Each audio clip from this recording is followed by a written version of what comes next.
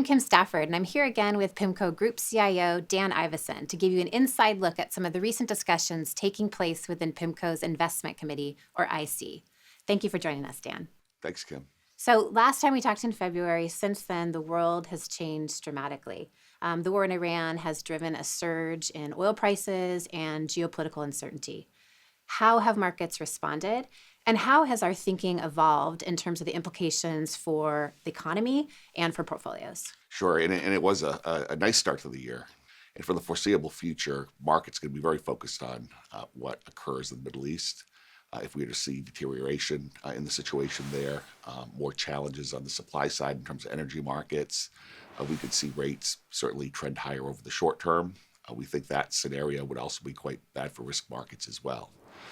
Flip side is if we get any type of stability, which we think is still the modal outcome, there's a lot of room for inflation to improve over the intermediate term. You could see a situation where bond yields begin dropping again as well.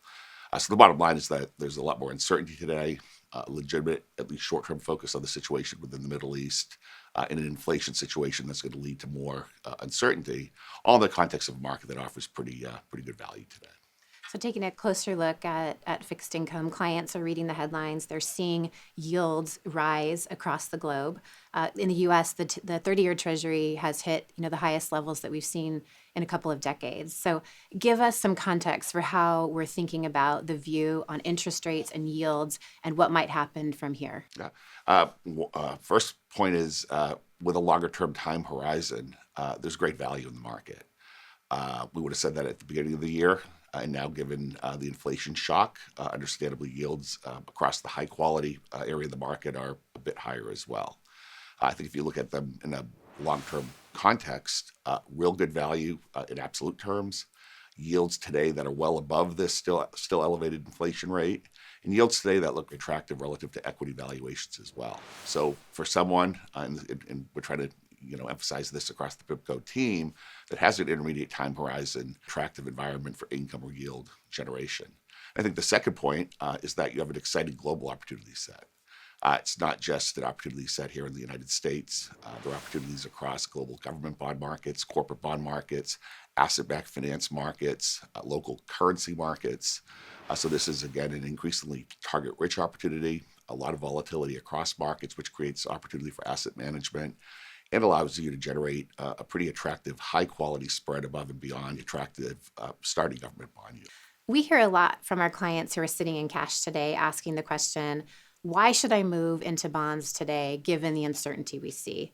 What do we think about that? Today, you can move out of cash. You can buy a 5-year or 10-year maturity type instrument and lock in these attractive high-quality bond yields for many years to come. When you go back through history and look at other energy shocks, they typically quickly, if not addressed, quickly turn into growth shocks on the follow.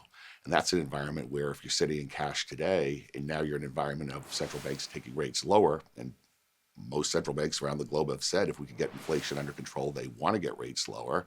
That's an environment where your cash rate's going down, given some of the volatility in recent years in bonds. It's not the easiest thing to do, but we do think you're getting paid for even incremental duration extension here in the current environment. So looking at credit markets, it's pretty remarkable that credit spreads have barely moved in the last few months amidst the volatility we've seen elsewhere. At the same time, we've seen a surge in debt issuance related to AI infrastructure.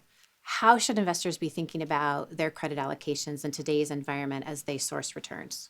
Equity markets around the globe are near all-time highs. Credit spreads in general, if you look at index level spreads or average spreads, they're close to all-time highs as well. But there's a lot going on beneath the surface. We think, in the midst of the first sustained default or loss cycle in many, many years.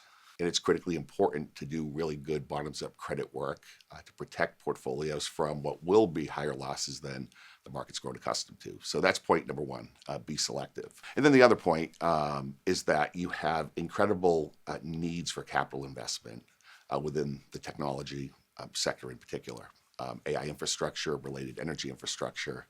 It's creating some risks. It's not a sector where we want to be overweight. Just given the uncertainty, the volatility, the need to predict how companies are going to make money in this space. But because of the massive funding needs, you can be defensive in terms of overall exposure and unlock tremendous value.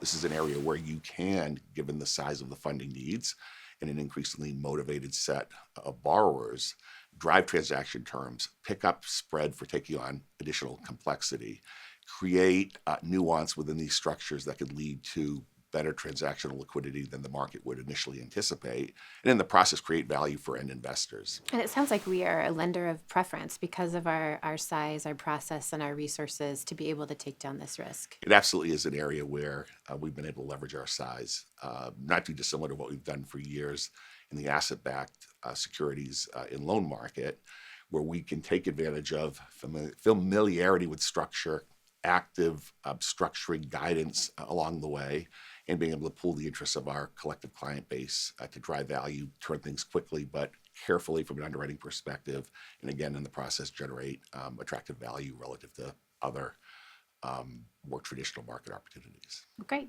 Thanks very much, Dan. And thanks to all of you for joining us. We'll see you next time.